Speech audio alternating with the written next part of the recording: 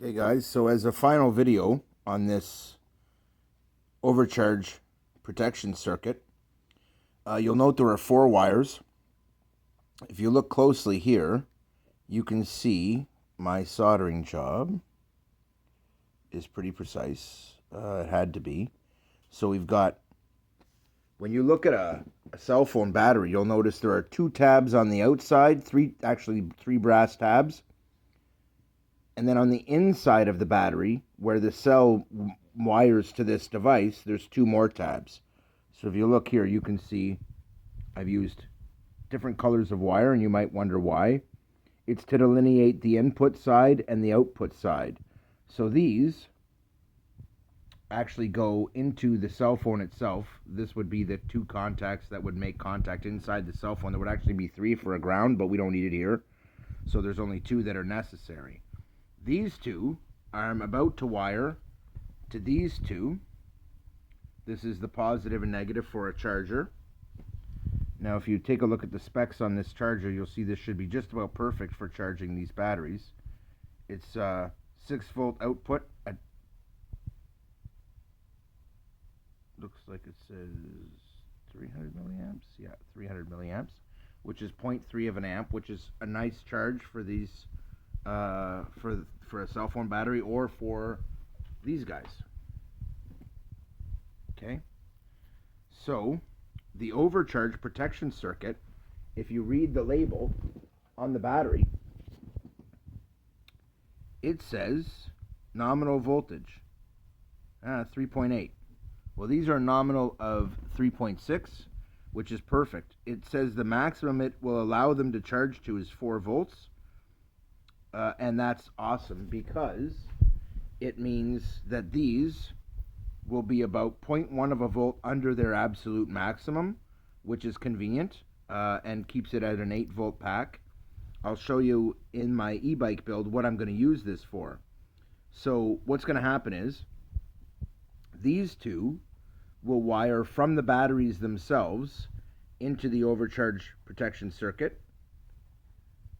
On the outside of that, that would normally be connected to your phone, which is also where the charge comes in, these will be attached to the charger. So these ends will be attached to my batteries. Now I pointed out I've used different colored wires, and the reason is to delineate between the input and the output side. So just like you see here, where the white stripe indicates negative, whenever you see that, that's negative. I've used a similar wire here for the input side, okay? Or sorry, for the this will be the side where the batteries are actually connected. So there's a negative, and the yellow will be positive, and then here it's standard red and black. So I'm about to let you guys go, and I'm going to wire this up.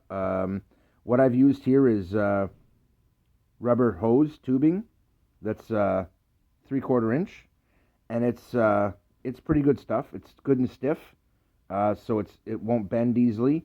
I've glue gunned it sealed at both ends so that it's good and waterproof because it's going to be on my bike. And so what I'm going to do is I'm going to rig this up so I will just be able to clip into the charger if I decide to do it that way. There's a few different things I could use this for. And what I'm actually thinking about using it for is secret. Ooh, kinky. So you'll have to like and subscribe and stay tuned to find out exactly what I'm going to use this little device for. But we could use it as a power bank. I mean, hey, it's 8 volts and 5 amps. We could use it for anything we want. In my case, I might use it for a boost. So by putting this on the bike attached to a button, I push the button, I get boost. But it'll be running off these 2 batteries to do that.